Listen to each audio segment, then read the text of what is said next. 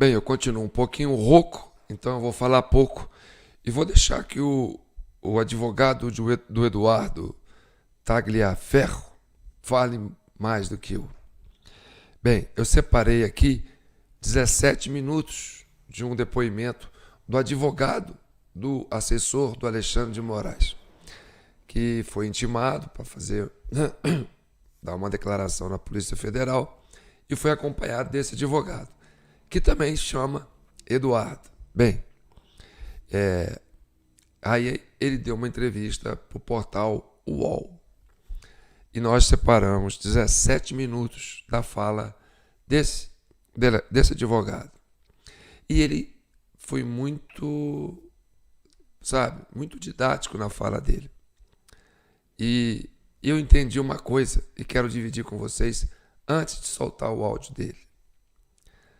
Bem, o assessor do Alexandre de Moraes, que fazia, os bloqueios, pedia os bloqueios, identificava os portais, os vídeos, as notícias na internet e pedia para bloquear. Então era o cara que fazia o trabalho, o subordinado direto do Alexandre de Moraes e de uns juízes acima dele. Então,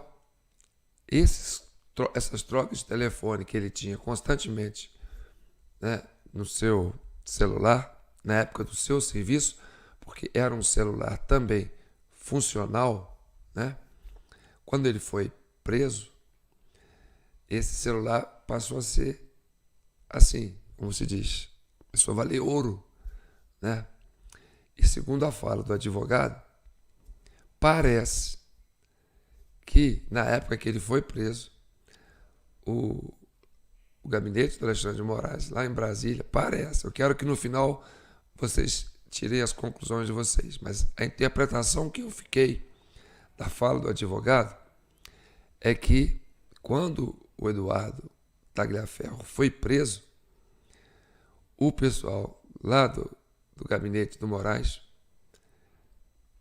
foi atrás e pegou o celular do Eduardo de forma informal, uma coisa assim. E 6 dias depois, o celular foi devolvido com defeito. Ou seja, você não conseguia mais usar o celular. Então, o celular passou a ser assim, como se fosse destruição de prova. Se tivesse alguma coisa naquele celular, é como se a prova fosse destruída. E o mais interessante é que o Eduardo teve que assinar um termo de que qualquer coisa que vazasse daquele celular seria a responsabilidade do Eduardo. Agora eu vou deixar vocês com esse áudio, porque eu tenho que curar minha voz ainda. Vamos lá. Mas antes, eu sou João Paulo Guimarães, falando direto de São João del Rei, capital brasileira da liberdade. Esse é o vídeo 348 da CCI, Comissão Cidadã de Inquérito.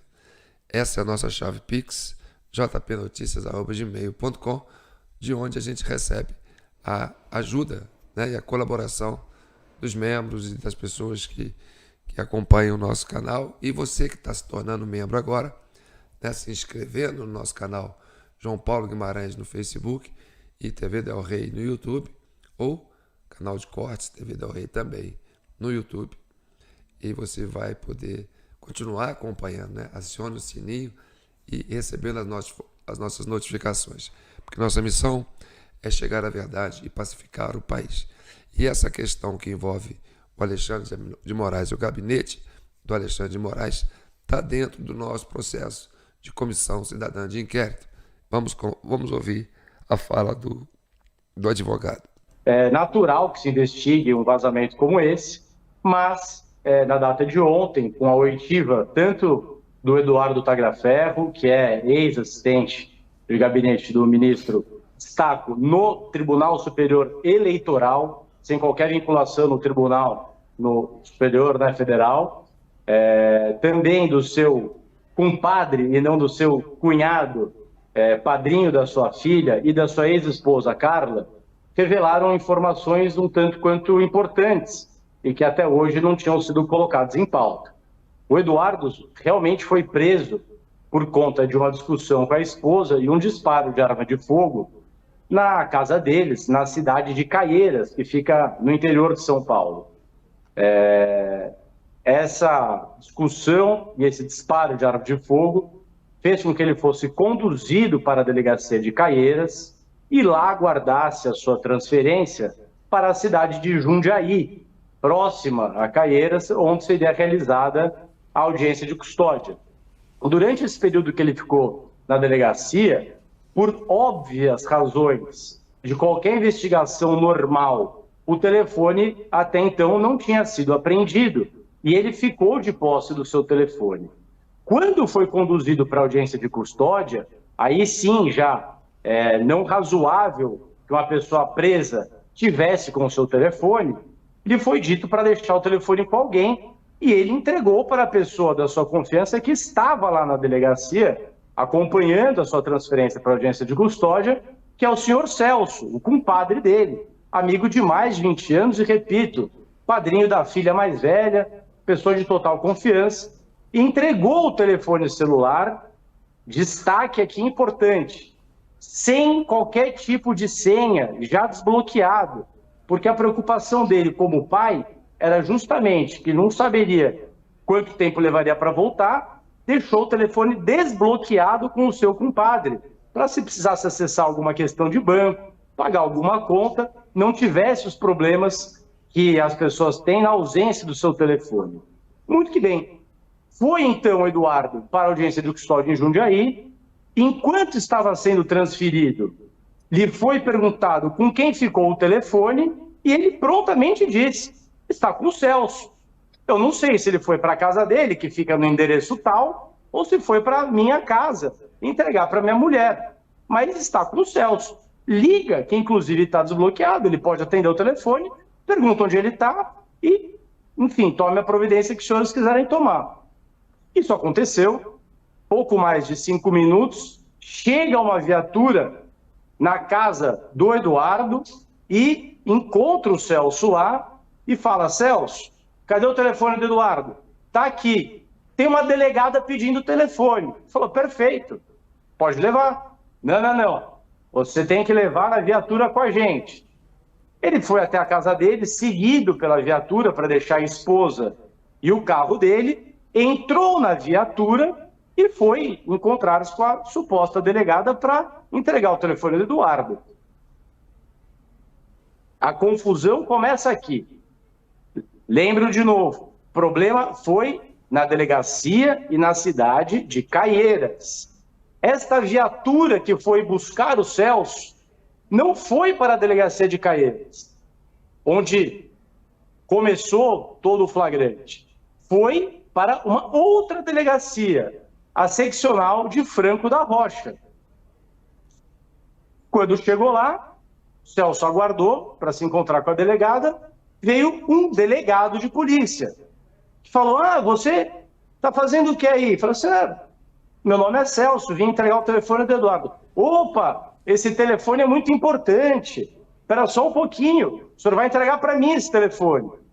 E foi entregar o telefone para o delegado, entrou na sala do delegado, imediatamente colocou o telefone em cima da mesa, disponibilizando o aparelho, e o delegado, não quero ser leviano aqui, mas pelo que eu entendi do depoimento do Celso ontem, que eu também acompanhei, de uma forma doce, gentil, dizendo que conhecia muito o Eduardo, que eram amigos, convenceu que o Celso realmente entregasse espontaneamente o telefone, sem qualquer tipo de ordem judicial apresentada.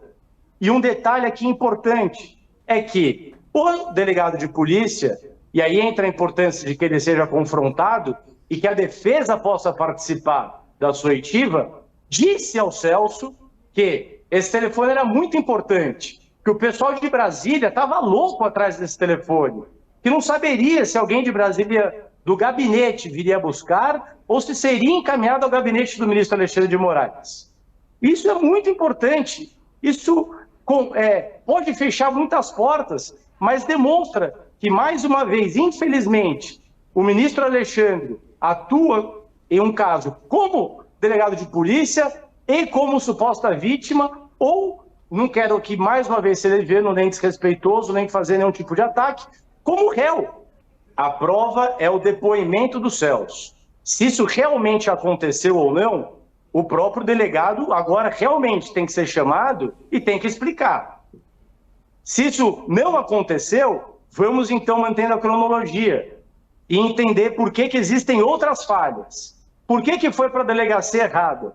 Por que não tinha uma ordem judicial? Por que o telefone, quando apresentado, não foi lacrado na presença do Celso? Por que passados 6 dias, o telefone foi entregue ao Eduardo sem que o suposto lacre, que o Celso não viu acontecendo, tenha sido deslacrado na presença do Eduardo?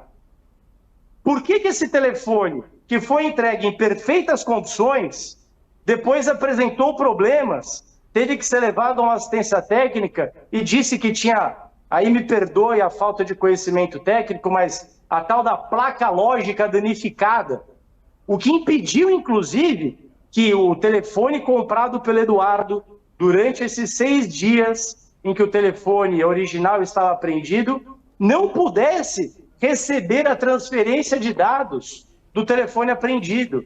Quanto da devolução do telefone, desafio, peço para que todas as polícias do Brasil, estadual e federal, demonstrem que o padrão de devolução numa certidão de um aparelho celular apreendido, que tenha sido mantido lacrado, venha com a expressão, conforme consta das folhas 15 do inquérito instaurado pelo ministro Alexandre e disponibilizado e tornado público, chamando a atenção, a partir de agora, com essa devolução, todo o documento e as informações sigilosas contidas no telefone são de responsabilidade do proprietário. Ora, como que um telefone que foi apreendido e lacrado é possível que se faça a interpretação do seu conteúdo? Essas respostas realmente têm que vir para o inquérito. Se ele não tinha interesse, se as informações contidas nesse telefone realmente são tão relevantes como o jornal Folha de São Paulo tem trazido nas suas informações, realmente talvez fizesse sentido que o ministro ou sua equipe tivesse acesso a esse telefone para justamente danificar as informações que lá estavam e impedir que ficassem de posse do Eduardo, que foi exonerado depois. Eu afasto veementemente que o vazamento partiu do Eduardo e coloco em dúvida se nesses 6 dias o telefone foi a Brasília ou não, se veio alguém de Brasília ou não, se ficou aqui em São Paulo e foi verificado por alguém. Agora, alguma coisa aconteceu, ou várias coisas aconteceram nesses 6 dias. Está perfeita a sua leitura, Sakamoto. Doutor, eu queria perguntar sobre a veracidade. Desculpa. Segue, Carla, por favor. Não, desculpa. Nessas teses que o senhor está colocando aí, por exemplo, também foi perguntar, o senhor também considera a possibilidade de venda desse material? Porque é uma linha que a polícia também eventualmente está investigando, né? E aí já uma outra pergunta para emendar. Ontem no depoimento, o Eduardo Tagliaferri, que trabalhou com Alexandre de Moraes, pelo que me consta, ele não criticou as ações que o ministro Alexandre de Moraes havia tomado, dizendo que seguia as ordens. Como é que está a relação dele hoje com o Moraes? Ele faz uma reanálise de como ele agia na época com o Moraes, hoje ele sendo seu cliente. Ele fala que o Moraes extrapolava ou ele fala que o Moraes estava dentro das linhas do jogo ali? Quando eu pedi acesso aos autos, que foi determinado e autorizado em poucas horas para que eu chegasse antes da oitiva e tivesse conhecimento do que teria no processo, me foram fornecidas cerca de 34, 35 páginas. Não me recordo ao certo agora. Li atentamente as 34, 35 páginas. Em nenhum momento tinha lá no inquérito instaurado qualquer menção a venda para qualquer tipo de veículo, muito menos para a revista Veja. Nesse momento, quando o delegado fez a pergunta, eu falei, doutor, eu só queria entender que pedaço, onde está essa informação para que o senhor possa fazer uma pergunta dessa? Eu tive realmente acesso completo aos autos? Não, doutor Peixe, que era o delegado da Polícia Federal que estava conduzindo. Veja bem, isso é uma informação um pouco de corredor, é uma informal. Então agora o senhor faça com que ela passe a ser formal, porque ela é de meu interesse. Eu quero saber quem está produzindo esse tipo de informação, quem está produzindo essa fake news, porque isso atenta contra a dignidade do meu cliente e a moral dele. E ele não soube responder. Isso, inclusive, originou uma petição hoje, endereçada ao ministro Alexandre de Moraes, para que se apure e se esclareça por que foi feita uma pergunta com base em um elemento de prova que não consta da investigação. O Eduardo, inclusive, disse que durante esses 6 dias do telefone apreendido, quando o compadre deu a informação de que, em tese, o delegado teria dito que o telefone iria para as mãos do gabinete do ministro, ele ficou tranquilo, ficou seguro. Não tinha uma preocupação com relação a isso. O delegado perguntou também, com relação às matérias, se ele reconhecia a validade das trocas de mensagens, dos documentos, e ele foi categórico, assim como, inclusive, já saiu diversas vezes em algumas reportagens da Folha. Ele chegava a questionar os juízes auxiliares, doutor Ayrton, doutor Marcos, e falava assim, poxa, mas isso aqui realmente a competência minha aqui no TSE para fazer, ele não tem um conhecimento jurídico, ele é um perito de computador, em que pese seja bacharel em direito, nunca atuou, não tem a prática. E realmente questionava. É para eu fazer isso mesmo? Não é? E os chefes dele, diretos, falavam, Eduardo, pode fazer. Então ele se convencia de que aquilo não era ilegal e cumpria as ordens. Na dúvida se era certo ou errado, mas, poxa vida, ele sem experiência, os juízes auxiliares, para que as pessoas possam compreender, muito embora tenha a denominação juízes auxiliares, são juízes extremamente experientes. Especificamente, nesse caso, os dois são desembargadores do Tribunal de Justiça de São Paulo, professores. Não tem por que ele, como um perito, contestar. Ele achava estranho, perguntava, lhe era mantida a ordem e ele cumpria as ordens. O contato dele com o ministro Alexandre, eu posso dizer, dos relatos que ele me disse, que não é 0, mas é próximo de. Esteve com o ministro 3 ou 4 vezes no máximo. Contato dele direto era com os juízes auxiliares. Me parece que a relação permanece boa, até mesmo porque o desembargador Ayrton Vieira foi uma das testemunhas de defesa no caso do disparo de arma de fogo acidental. E naquela oportunidade deixou muito claro que o Eduardo desenvolveu um trabalho excelente, que ele era muito grato ao trabalho do Eduardo, o próprio ministro reconhecia a competência do Eduardo, então não vejo razão para que tenha essa desconfiança com o Eduardo. Repito, ao que parece, tudo indica, realmente o teor das mensagens que vêm sendo propagadas podem ter origem no telefone do Eduardo. Como que foi obtido isso? Esses 6 dias de vácuo, na ausência do telefone na mão dele, que a investigação vai responder. Pedido da defesa hoje para acompanhar a oitiva do delegado de polícia estadual, José Luiz, para que possa, inclusive, conforme prevê na lei, em investigação defensiva, formular perguntas e, dada a necessidade de urgência, de celeridade do processo, já levar o Celso junto e, se for o caso, fazer uma cariação para descobrir quem está mentindo. Para que o ministro seja investigado, salvo engano, temos que partir lá do presidente do Senado, né? Então, o Rodrigo Pacheco deveria tomar algum tipo de providência, ou através de uma CPI ou uma CPMI, isso poderia acontecer. Se isso acontecer, sem dúvida alguma, ele estará à disposição. Eu não vou impetrar habeas corpus para que ele possa exercer o direito de ficar em silêncio em nenhuma dessas oportunidades. Não temos nada a esconder, muito pelo contrário, temos muito interesse em descobrir por que ele, que vejo como sendo vítima disso, está sendo usado para pulverizar essa cortina de fumaça e distanciar a investigação dos fatos que me parecem ser realmente relevantes. Do que aconteceu ontem, quando da busca e apreensão pessoal absolutamente desnecessária realizada com ele, quando do término das suas oitivas. No final do seu depoimento, o delegado Peixe falou: Eduardo não Kuntz, Eduardo Tagliaferro, me dá seu telefone. Ele falou: lógico, tá aqui, pode verificar o que o senhor quiser ver. Não, quero ficar com ele. E aí, por óbvio, eu também interferi e falei assim: doutor, a gente está aqui num caso justamente para investigar um telefone obtido sem ordem judicial. Vossa Excelência vai querer apreender o telefone dele sem determinação? Faça constar da ata. O telefone está à disposição, desde que venha uma ordem judicial. E ainda pode fazer constar do papel. Não precisa mandar de busca e apreensão. Se intimar essa defesa, eu junto por petição, onde for determinado. Então, em momento algum, ontem, o Eduardo se negou a dar o telefone. Teve uma intervenção da defesa, sim, para que fosse respeitado o devido processo legal. E o problema que deu lá na delegacia de Franco da Rocha não acontecesse de novo ontem na Polícia Federal, na presença do advogado. Que um ministro do Supremo Tribunal Federal pode muito mesmo, mas não pode tudo. E está na hora de que a gente entenda isso e realmente persiga que o devido processo legal seja efetivamente respeitado.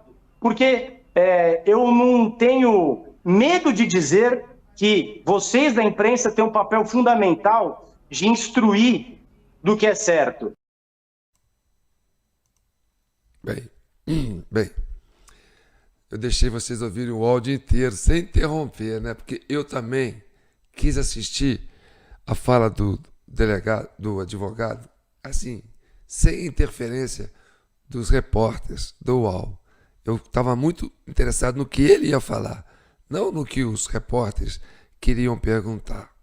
Então, esse inquérito que o Alexandre de Moraes abriu de ofício por conta própria, que eu chamo de inquérito self-service, né? Ele mesmo abre, ele mesmo vai lá, se serve e ele mesmo come a comida.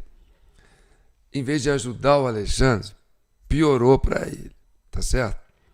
Porque segundo o depoimento desse advogado, né, o que foi apurado é que quando prenderam o Eduardo Tagliaferro, o assessor do Alexandre, houve uma necessidade de buscar o celular dele, confiscar o celular do Eduardo informalmente, de uma forma que não é protocolar, e devolver danificado, para que o conteúdo que estivesse ali não pudesse ser usado.